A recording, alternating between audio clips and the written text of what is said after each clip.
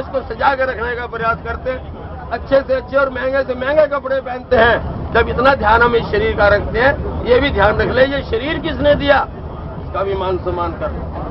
शरीर तो है लेकिन शरीर देने वाला ध्यान में नहीं आ रहा।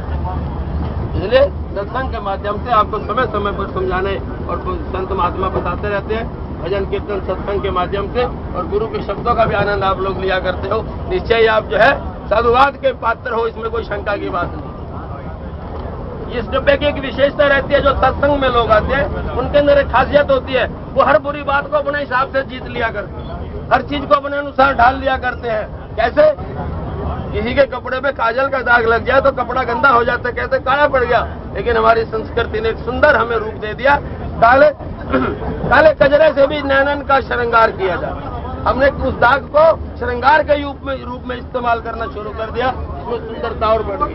काले कजरे से भी नैनन का श्रृंगार किया जाता है, कटीली झाड़ियों से भी खेती को बचाओ, खेती का आकार दिया जाता है। जैसे सत्संगी लोग बुराइयों से भी अच्छाई ढूंढ लिया करते हैं, सड़ी गली खाद से भी खेती को गुलजार किया।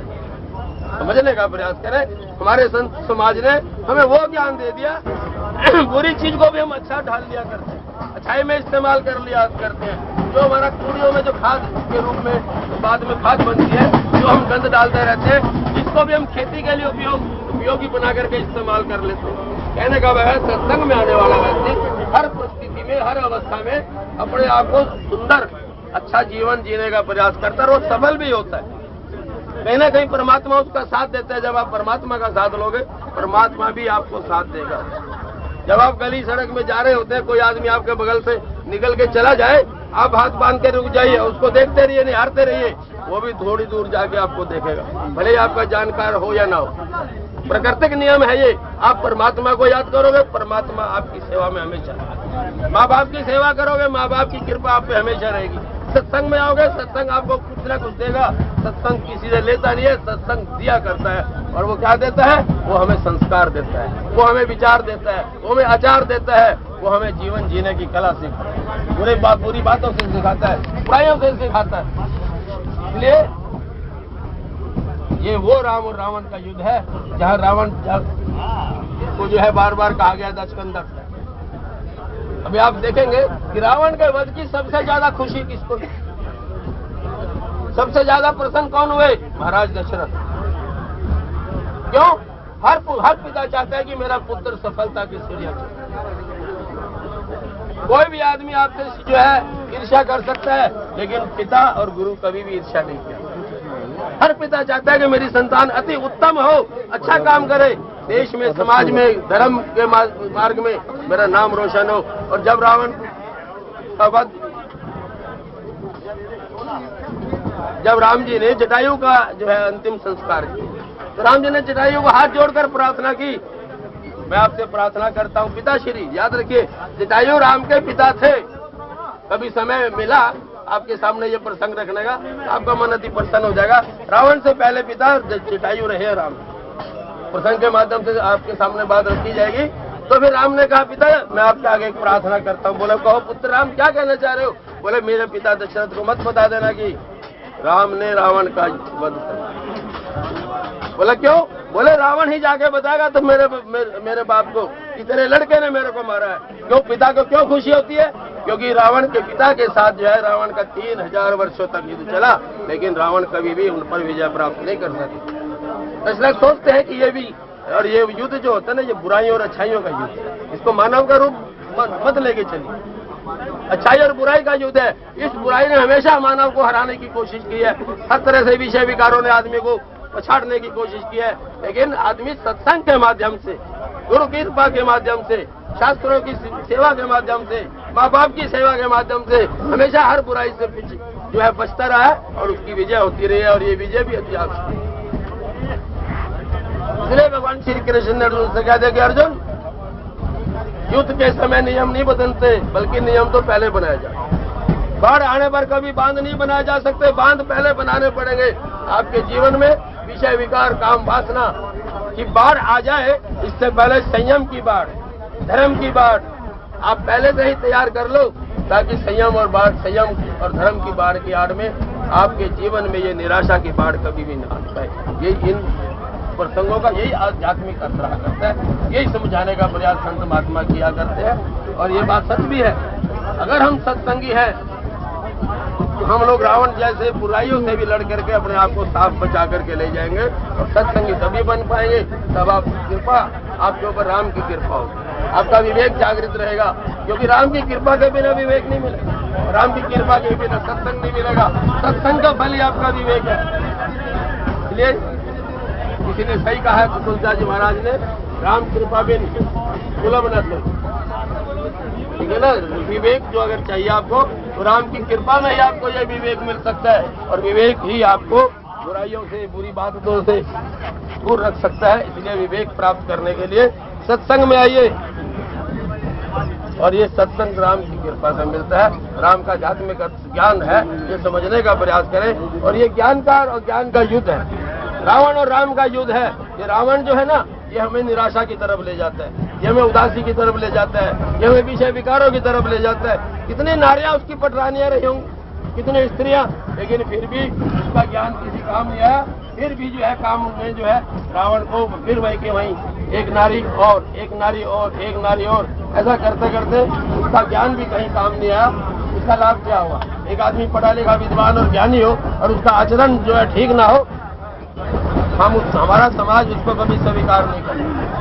इसलिए रावण कितना भी ज्ञानी रहा हो। अभी आपने प्रसंग में सुना कि युद्ध के बीच में मेघनाथ ने भी यज्ञ करने का प्रयास किया, और जब मेघनाथ मारा गया और मेघनाथ का यज्ञ भी सफल नहीं हुआ तो फिर रावण ने भी एक यज्ञ और किया। उसने सोचा कि अगर मैं ये यज्ञ कर लूं और इसकी पूर्ति होने पर मेरी जो है विजय निश्चित है, मैं अमर हो जाऊंगा। लेकिन मेरी बात समझ में एक बात नहीं आती, जब इतने विद्वान थे, इतने ज्ञानी थे, युद्ध में आकर के इनको यज्ञ की याद आई। ये यज्ञ पहले भी तो किया जा सकता था, ना जाने कितने यज्ञ किए होंगे उन्होंने। ये अति विशेष यज्ञ जो है तब किया जब युद्ध सिर पे आ गया। ये मानव प्रति, ये हमारा मन है। हम भी जो है जब संकट में आते हैं तब जाकर के राम को याद करते हैं। हम लोग मुसीबत में आते हैं तब हम कोई न कोई तरीका ढूंढने का प्रयास करते हैं। तो समझने का प्रयास करें कि जिस प्रकार युद्ध के समय कोई यज्ञ पूरा नहीं हो सकता। अभी मनोज भाई साहब बता रहे थे कि अभी तो आप ये जवान हो, यौवन अवस्था में हो तो आप सत्संग भी कर सकते हो, कीर्तन भी कर सकते हो, सेवा भी कर सकते हो, सब कुछ कर सकते हो। अगर जब शरीर बूढ़ा हो जाएगा तो आप कुछ भी नहीं कर पाओगे। ठीक इसी तरीके से आपके जीवन में युद्ध की अवस्था आ जाए, इससे पहले ही अपना सत्संग के माध्यम से ऐसे सुदृढ़ पिलर बना के खड़े हो जाओ कि ये विषय विकार आपका कुछ भी बिगाड़ ना पाए। इसका आध्यात्मिक अर्थ यही है। इस प्रकार से जैसे श्री कृष्ण ने बिल्कुल ठीक कहा कि अर्जुन, बाढ़ आने पर बांध नहीं बनाए जा सकते। इन शब्दों का बड़ा गहरा अर्थ रहा करता है। जब हम जवान हो जाएंगे, विषय विकार हमें घेर लेंगे तो हम सोचे कि हम लोग अब कुछ व्यवस्था करें तो बहुत देर हो चुकी होगी। इसलिए अगर मकान को अच्छा बनाना है तो उसकी नींव से उसकी मजबूती का आंकलन करने का प्रयास करें। ये हमारा जीवन रूपी मकान अच्छा बने, अच्छा घर बने, तो उसमें जरूरी है कि हमारी नींव, हमारा बचपन से ही हमारे संत महात्मा प्रयास करते रहते। हम लोगों ने रीति रिवाज छोड़ दिए, विचार छोड़ दिए, आज बच्चों की छठी मनाना छोड़ दिया। जब भगवान शंकर के नाम का ओम का निशान बालक की जीभ के ऊपर लिखा जाता है। माँ बाप चाहते हैं, संत समाज चाहता है कि बच्चे जाओ सारी जिंदगी भगवान शंकर तेरा कल्याण करे। भगवान शंकर का नाम तेरी जुबान पे लिख दिया, और जिसकी जुबान पे भगवान शंकर का नाम हो और सारा दिन हम माँ बहन की गाली देते हैं। कभी ताश खेलने वालों को बीच में बैठ जाओ, देखना किसी को हम क्या बोलते हैं, तेरी बेबे के, तेरे के, फलानी के, टिकड़े के, कोई वर्डिंग नहीं। अरे ये हमारे दोस्त है, वो बेबे भी तो हमारी है, हमारी बहन भी तो उनकी बहन ही होगी। चाहिए सही, चाहे कोई इसको सीरियस नहीं लेता, लेकिन जुबान की शुद्धता भी तो होनी चाहिए। इसलिए कहने का भाव है, जब बालक की जुबान पर शंकर का नाम लिख दिया गया, कल्याण करने की भावना तेरे मन में हो, ऐसा आशीर्वाद दिया गया, और फिर इस अवस्था में आके हम सारा दिन ना जाने कितनी बार गंदी और श्लील गालियां एक दूसरे को दिया करते हैं, तो उसका क्या अर्थ रह जाता है? इसलिए कि हम लोग भूल गए कि हम ईश्वर के तत्व हैं, ईश्वर ही हमसे, हम ईश्वर से हैं। ईश्वर अंश, जीव अविनाशी, हम ईश्वर के अंश हैं, परमात्मा के अंश हैं। जैसे आप एक माचिस की तिल्ली लगा लो, अग्नि जो है सूरज में जाके छुपेगी, सूरज में जाके मिलती है, हमेशा ऊपर जाती है। पानी जी की बूंद जो है समुद्र में जाके मिलती है, हम कहीं नहीं जा सकते, ऐसे ही हमारी आत्मा भी उस अविनाशी उस परमात्मा में जाके मिलेगी। क्योंकि आत्मा के 3 रूप बताए गए हैं, एक बाह्य आत्मा, एक अंतरात्मा, एक तीसरा परमात्मा। एक बाह्य आत्मा जो हम दुनिया को दिखाने के लिए प्रपंच करते हैं, मैं बहुत बड़ा संत हूँ, बहुत बड़ा कथाकार हूँ, मैं बहुत बड़ा भगत हूँ, और अंदर ही अंदर हम लोग विषय विकारों में लगे रहते हैं। ये हमारी बाह्य आत्मा है। एक अंतरात्मा है, जब हमारे पर संतों की कृपा है, सत्संग की कृपा है, और कोई हम बुरा काम कर बैठते हैं, हमारी आत्मा हमें धिक्कारती है अपने आप में ही, कहते हैं कि तूने क्या कर दिया। ये हमारी अंतरात्मा है, और इन दोनों को मिला करके बचते बचाते चले, जब आप इसके बाद भी जाएंगे वहां आपको परमात्मा मिलेगा।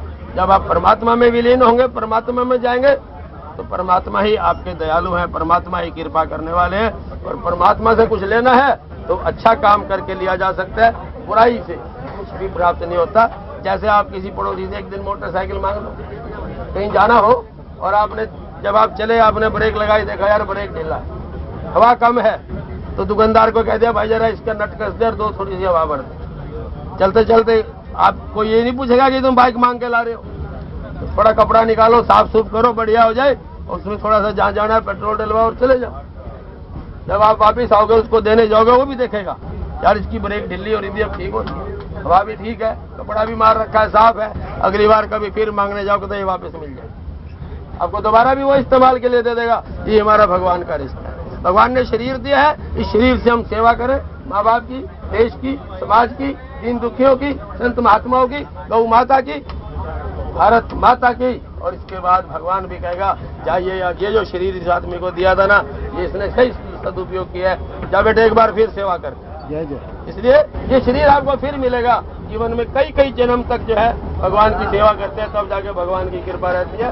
और हर बार अगर आप परमात्मा की कृपा का एहसास करेंगे कि हमें कृपा हमारे ऊपर है, निश्चय ही है, ऐसा भाव मन में जगाए। और यही राम रावण का युद्ध है, हम बुराइयों से जीतते हुए अच्छाइयों की तरफ चले जाएं, राम के साथ जुड़ जाएं, परमात्मा के साथ जुड़ जाएं, तभी यही हमारे युद्ध में विजय होगी, ऐसा संत समाज हमें बताता है। आइए वाणी को विश्राम, त्रुटि के लिए क्षमा।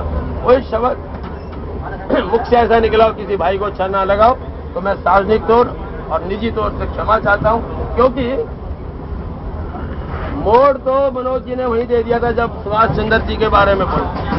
मैं एक बार सोचने लगा कि मैं इस विषय पे बोलूं, फिर मैं इस विषय पे नहीं आ पाता। एक बार मैं चुपाया बोलते हुए भी गलती कर गया, इसी वजह मैं कंफ्यूज हो गया। या मैं देशभक्ति को लेकर चलूं, देशभक्ति होती तो राम कथा रह जाती, अब राम कथा है तो देशभक्ति उसी में आ जाती, क्योंकि अंतिम ज्ञान जो है भगवान कृष्ण ने अर्जुन को आगे, अर्जुन ने कहा प्रभु तुम्हारा ज्ञान मेरी खोपड़ी में नहीं बैठा, कोई ऐसा तरीका बताओ जो सबसे आसान हो।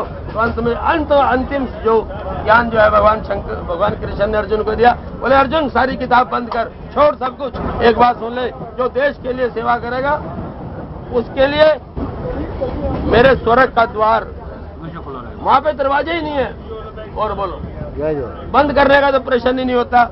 जो देश की सेवा करेगा, देश के गुण गाएगा, तो वो उसके लिए वो सीधा परमात्मा के धाम में स्थान लेगा। ऐसी वाणी के साथ वाणी को एक बार फिर विश्राम। बोलिए जय श्री राम। जय श्री राम।